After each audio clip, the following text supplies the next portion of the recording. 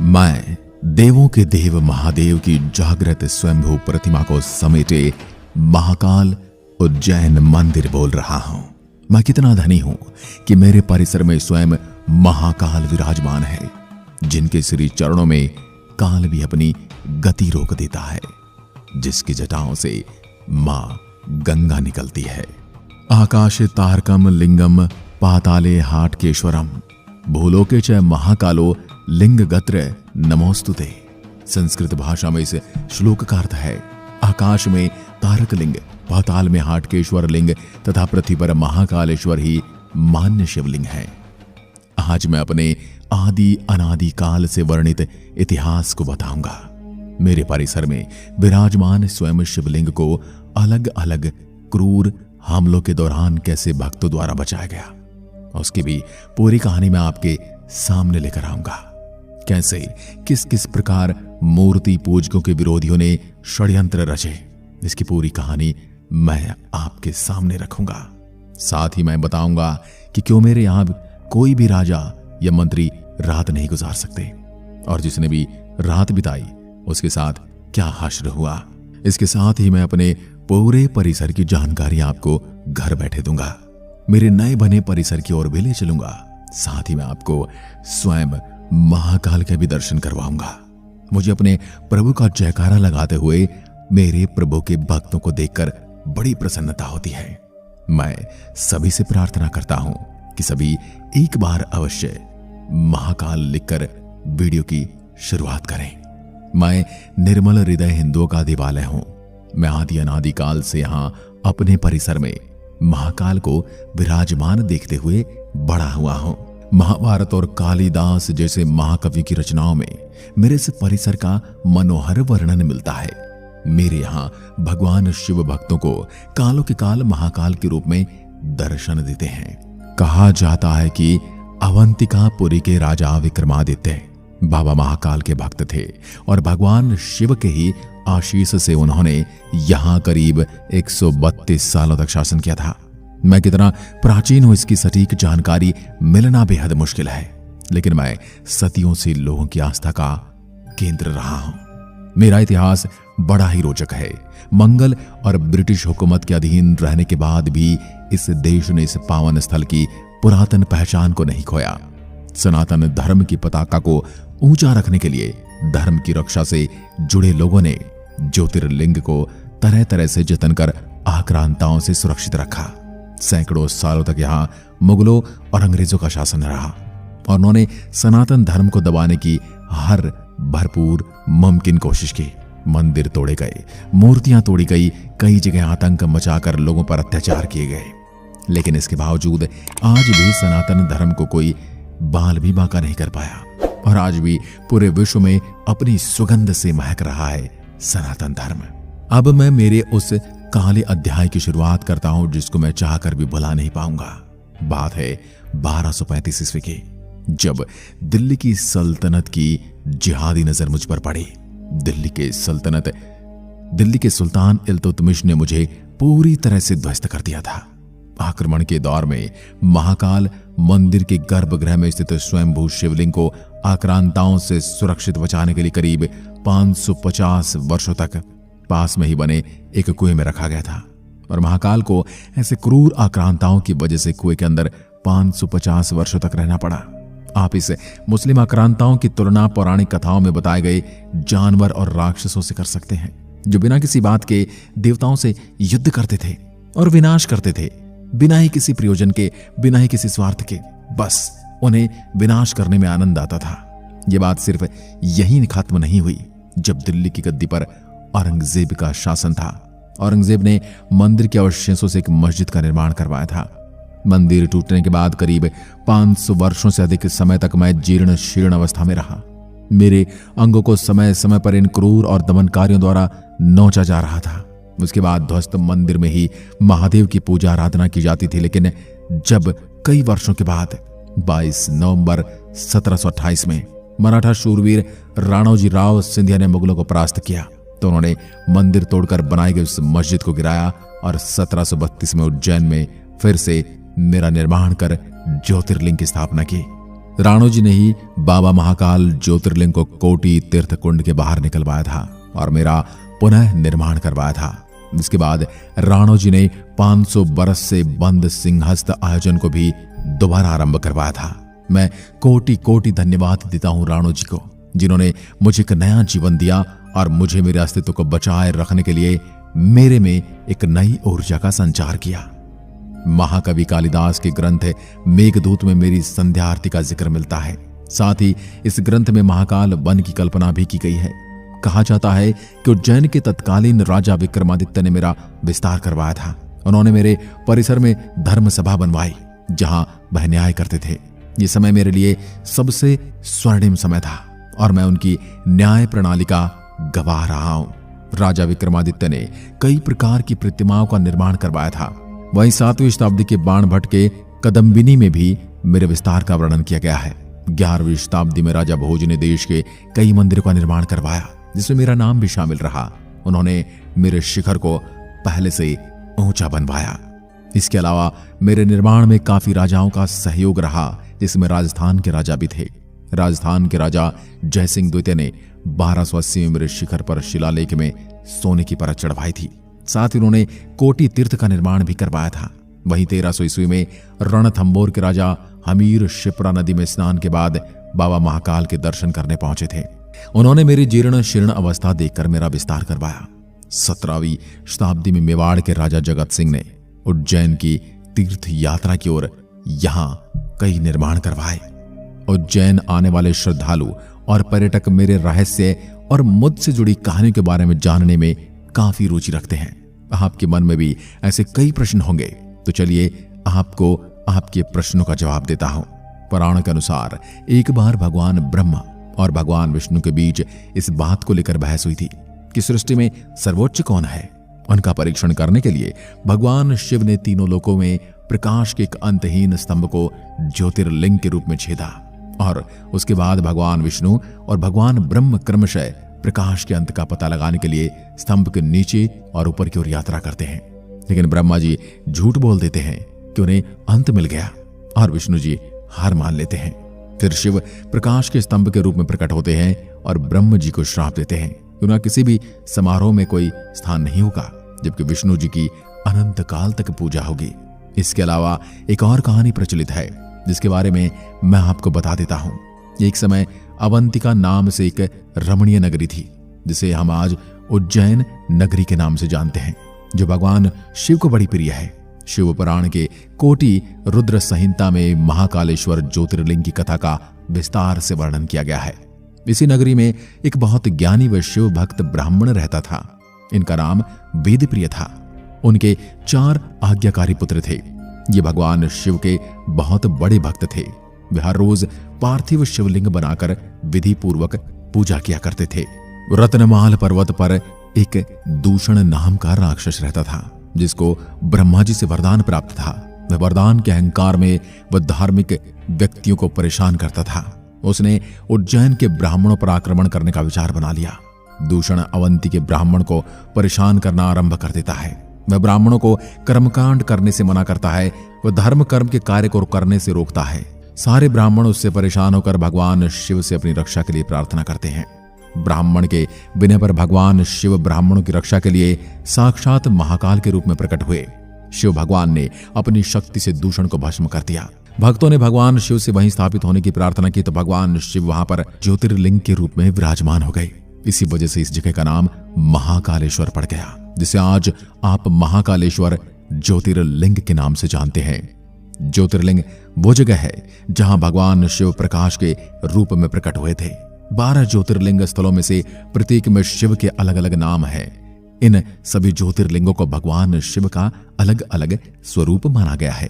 इन 12 ज्योतिर्लिंगों में गुजरात का सोमनाथ, आंध्र प्रदेश के श्रीशैलम का मल्लिकार्जुन, मध्य प्रदेश में उज्जैन का महाकालेश्वर, मध्य प्रदेश में ओंकारेश्वर, उत्तराखंड राज्य में हिमालय का केदारनाथ, महाराष्ट्र में भीमाशंकर, उत्तर प्रदेश के वाराणसी का त्र्यंबकेश्वर, झारखंड के देवगढ़ में या हिमाचल प्रदेश का बैजनाथ, गुजरात में द्वारका का नागेश्वर, तमिलनाडु में रामेश्वरम का रामेश्वरम और महाराष्ट्र में औरंगाबाद का ग्रीनेश्वर का नाम शामिल है।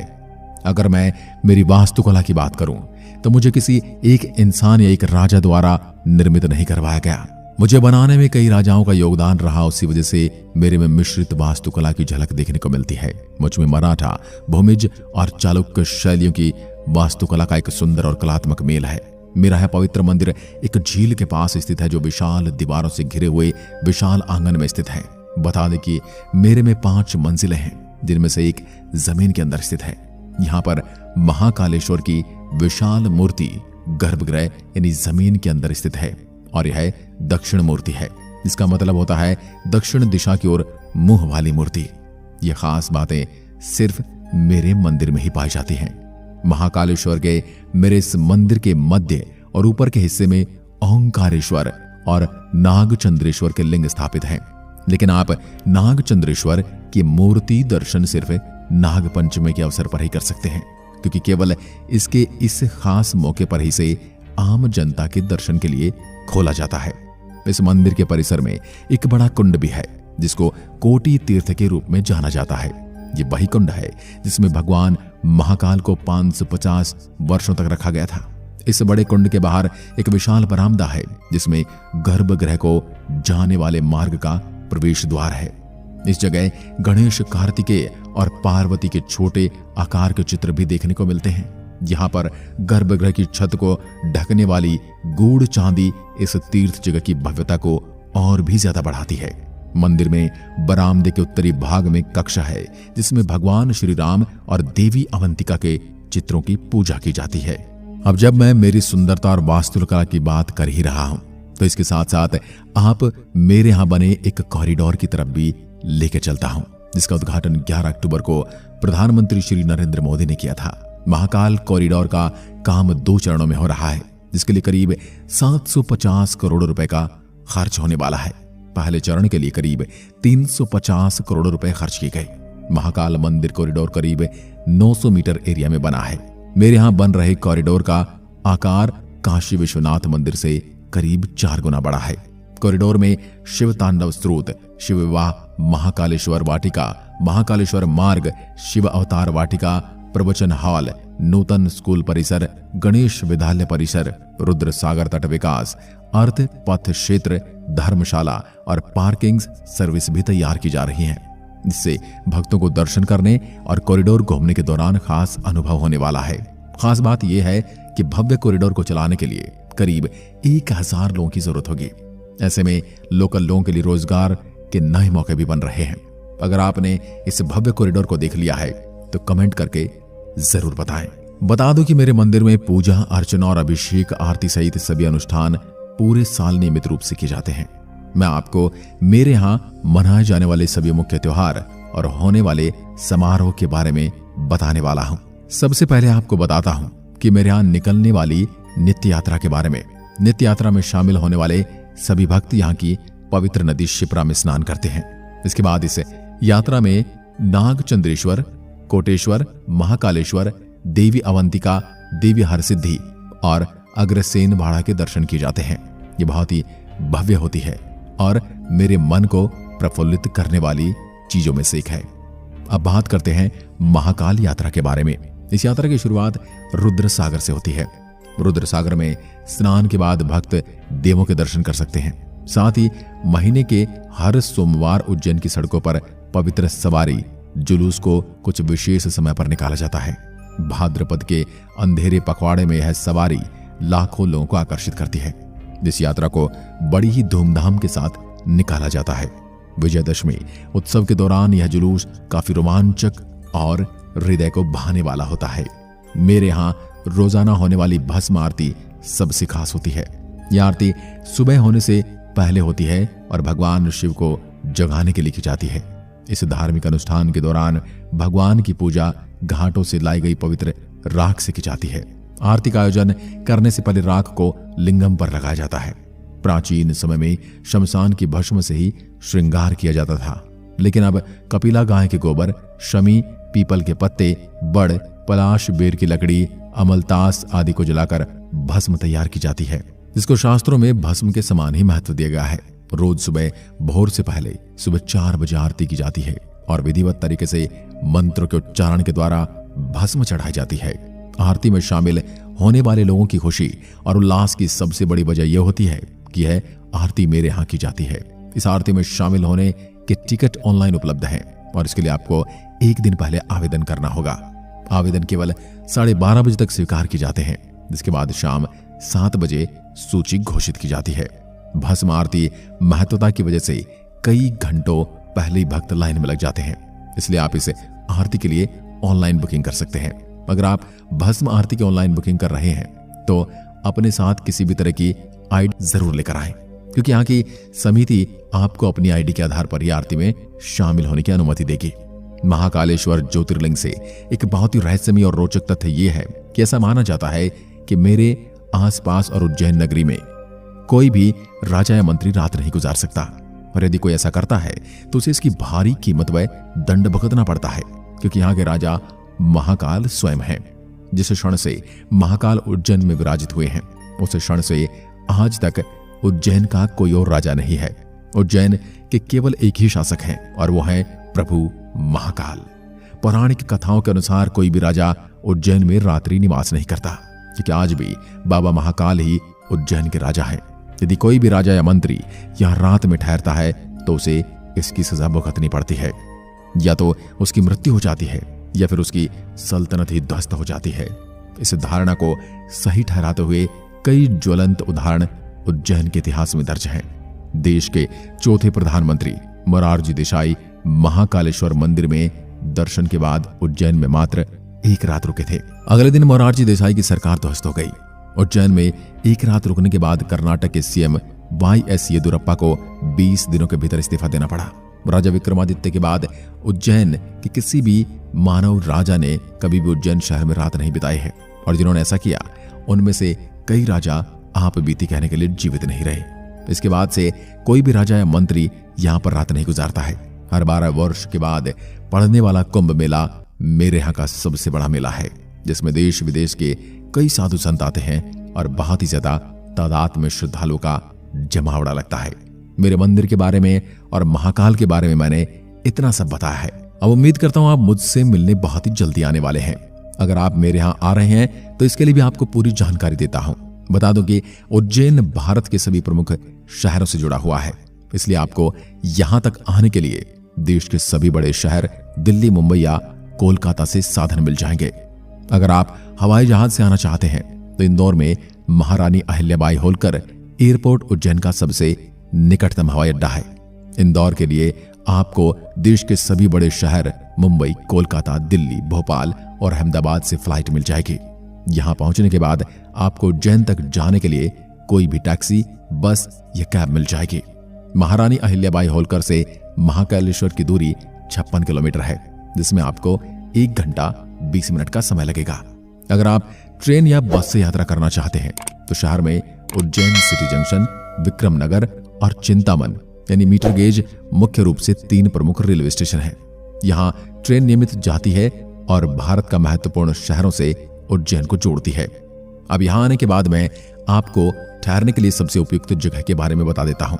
अगर आप मंदिर में रुकना चाहते हैं तो बता दें कि श्री महाकाल धर्मशाला और पंडित श्री सूर्य नारायण व्यास धर्मशाला दोनों एसी और गैर एसी कमरे उपलब्ध कराते हैं।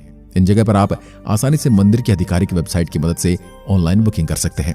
अगर आप दूसरे अन्य होटल में रहना चाहते हैं तो उज्जैन शहर में कई प्रकार के अच्छे होटल भी हैं, सुलभ और सस्ते हैं। आपके लिए यहाँ जाने का सबसे अच्छा समय अक्टूबर से मार्च के महीने का होता है। यह समय सर्दियों और बसंत का रहता है, इसलिए इससे अच्छा समय महाकालेश्वर आने का और कोई हो ही नहीं सकता। अप्रैल से लेकर जून तक यहाँ आने से बचें, क्योंकि इन महीनों में यहाँ अत्यंत गर्मी पड़ती है। दोस्तों, मुझे कितनी बार तोड़ा गया है। इतना ही नहीं, मेरे महाकाल को इन मुगल आक्रांताओं की वजह से सैकड़ों सालों तक कुएं में रहना पड़ा। इतना सब होने के बाद भी मैं आज भी उसी शान से खड़ा आपकी राह देख रहा हूं, और यह सब हो सका है मेरे हिंदू राजाओं की वजह से, जिन्होंने मुझे आज तक जीवित रखा है। और बचा हुआ काम वर्तमान सरकार कर रही है, जिससे मेरा नया कॉरिडोर बन रहा है। उम्मीद है आप भी यहाँ आओगे और महाकाल का आशीर्वाद लेकर मेरे दर्द भरे इतिहास के बारे में जानने की इच्छा रखोगे। मुझे आपका इंतजार रहेगा। इसी के साथ आप सबसे विदा लेने का समय हो गया है। जाते जाते चैनल को सब्सक्राइब करना ना भूलना और साथ ही उसके आगे लगे बेल आइकन को जरूर दबाएं। एक बार फिर मिलते हैं, तब तक के लिए नमस्कार, धन्यवाद, जय हिंद, जय भारत।